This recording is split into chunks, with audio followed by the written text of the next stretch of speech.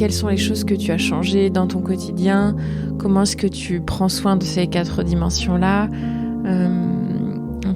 Puisque ça a été les premiers temps où finalement tu as reconnecté tout ce qui avait été, qui n'avait jamais été connecté peut-être. Oui, tout à fait.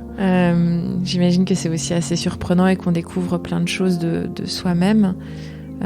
Est-ce que tu peux nous dire, tu vois, à titre plus personnel, ce que toi ça a changé et ce que tu as mis en place? Oui, bien sûr.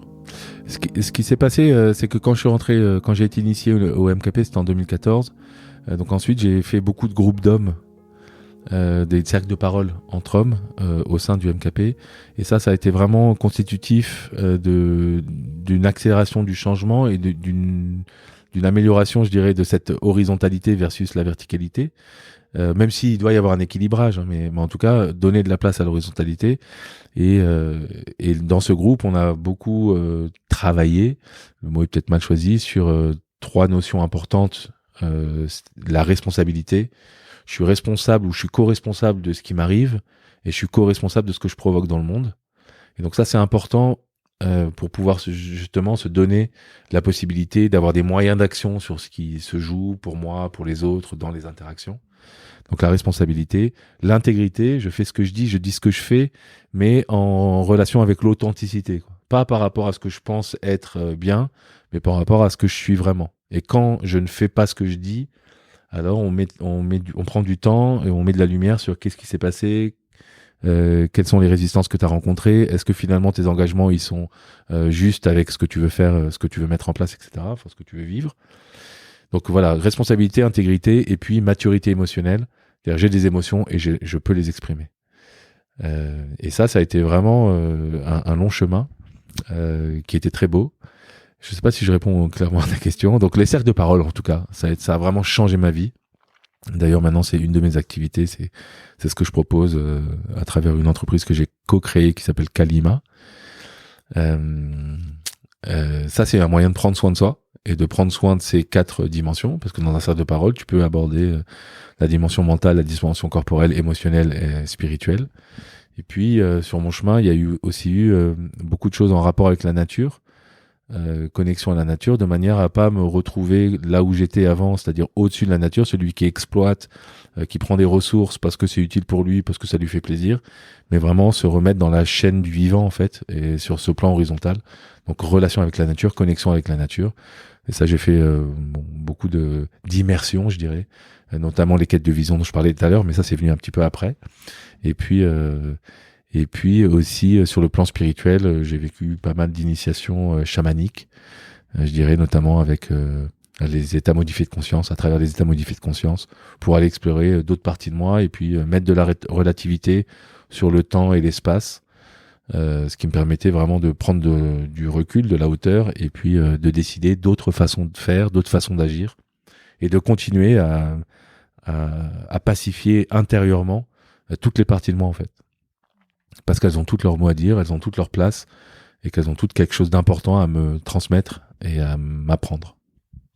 Dans ce que tu décris, il y a quand même un rapport au temps qui est hyper important parce que ça nécessite de prendre du temps pour soi et d'aller explorer nos envies profondes, notre authenticité. C'est pas quelque chose qui vient comme ça. Comment est-ce qu'en entreprise c'est perçu ?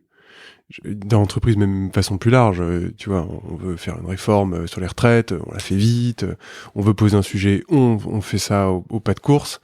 Tu vois, comme si on s'interdisait d'aller réfléchir et d'aller ressentir et prendre le temps de ressentir. Comment est-ce que toi, ou quel conseil tu donnes aux organisations, pour prendre quelque chose d'assez large, pour se laisser du temps à aller écouter ce qui doit advenir, en tout cas ce qui cherche à émerger. Si je devais donner un conseil, c'est pas partager ma vision des choses, mais c'est que la mienne. C'est-à-dire que le temps humain, pour moi, c'est du temps long. Donc effectivement, on veut amener des changements radicaux rapidement, et moi je ne pense pas que ça marche. Je pense que ça prend du temps.